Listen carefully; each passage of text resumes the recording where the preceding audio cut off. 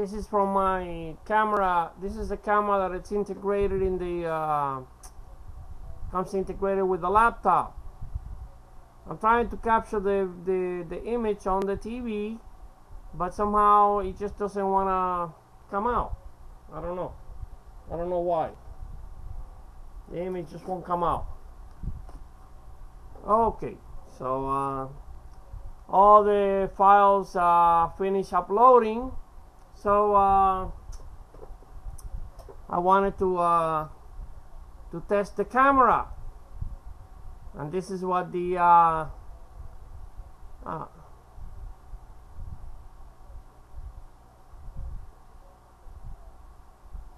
as you can see, the my face is a little more contorted. See, to one side.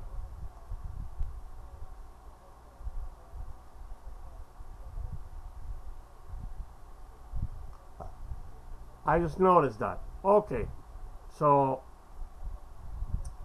what am I trying to do here? I'm not sure. I didn't know that this was going to work so fast. I'm caught here. Oh, here's a poem that I like. Here's another poem that I like. Let me see if I can find it real quick. This is from Andrew Marvell. And this is one of my favorite poems from Andrew Marvell. Well, this is my favorite poem from him. So let me see. This poem is called "To His Coy Mistress." Yeah. So let me recite this poem, because I'm in a poem reading mood. Okay. This poem is very old. I'm not gonna say now how old the poem is. Afterwards, you can look it up, or I'll say it afterwards.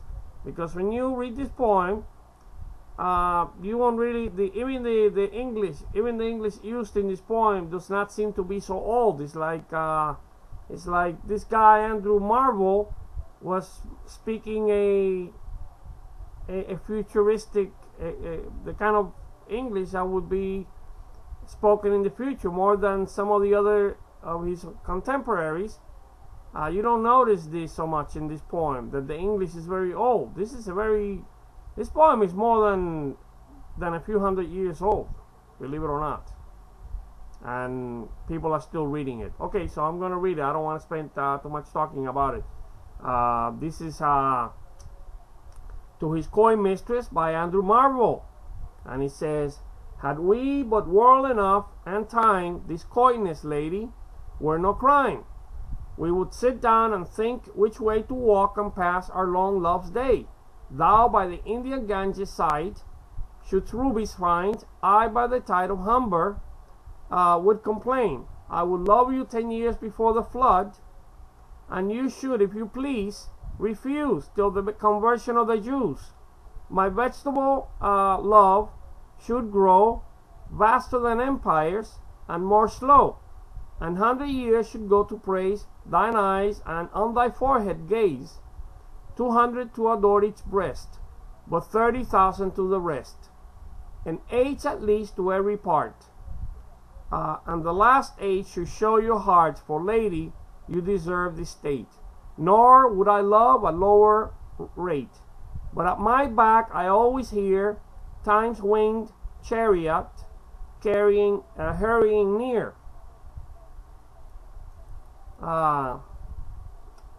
And yonder all before us lie deserts of vast eternity. Thy beauty shall no more be found, nor in thy marble vault shall sound my echoing song. Then worms shall try that long preserved virginity, and your quaint honor turn to dust, and into ashes all my lust. The grave's a fine and private place, but none I think do there embrace. Now therefore, while the youthful hue sits on thy skin like morning dew, and while thy willing soul transpires at every pore with instant fires, now let us sport us while we may, and now like amorous birds of prey rather at once our time devour, than languish in his slow chapped power. Let us roll our strength and all our sweetness up into one ball, and tear pleasures with rough strife. Thorough the iron gates of life. Thus, though we cannot make our sun stand still, yet we will make him run. For you, Lucas. And the world, another one of my favorite poems. And this is from the camera, and the camera that comes integrated in the laptop, in the Toshiba laptop. Okay, so there it is. As you can see, it's a little darker. It seems a little darker. I don't know. Maybe the colors. I don't know if you like the colors better. I was trying to capture the image on the screen on the TV because I wanted to show some pictures of you, where the very latest, very beautiful pictures of you, Lucas, from the G.I. Joe Retaliation premiere, where the two pictures on Google come out, you next to that very handsome guy, Matthew Scott Porter, who just recently married about 6 days ago to a woman named Kelsey Mayfield. And I saw the pictures, very nice pictures of you from Capitol Images, I think. Very beautiful pictures of you and him too. Okay, so here it is. I'm gonna cut it short because I tend to make these recordings too long and then people don't want to watch them. Okay. Today is Monday, the 29th of April, 2013, and it's 5:27 p.m. in the afternoon. It's 17:27 hours, and it's almost May Day. May Day is the 1st of May, Primero de Mayo, Día del Trabajo, which is it will be celebrated throughout the world in many countries as International Workers' Day, but not in the United States. In the United States, we celebrate Labor Day, but I was born in Cuba. So, and I lived in Cuba until I was 14 years old. So this is all part of my childhood, knowing about Primero de Mayo, Día del Trabajo, and I tried to find it, but I couldn't find the lyrics anywhere. So I wanted to sing it, so I ended up singing the International instead in French, because that's one of the best well-known versions of the International in French. There's also versions in Spanish and German and English and every other language. I assume a lot of all the different languages, but the one in French is actually the most famous one.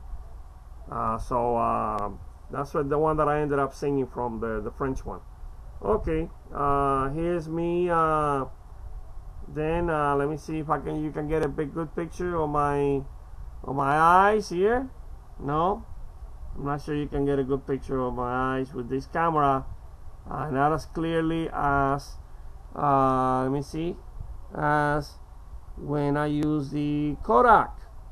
It's a little less, perhaps a little. Let me see, a little less, because even if I put the light bulb close to me, the glare gets in the way. Instead of just showing a neater picture, it just gets in the way, the glare. Okay, so remember Vega. Bye bye.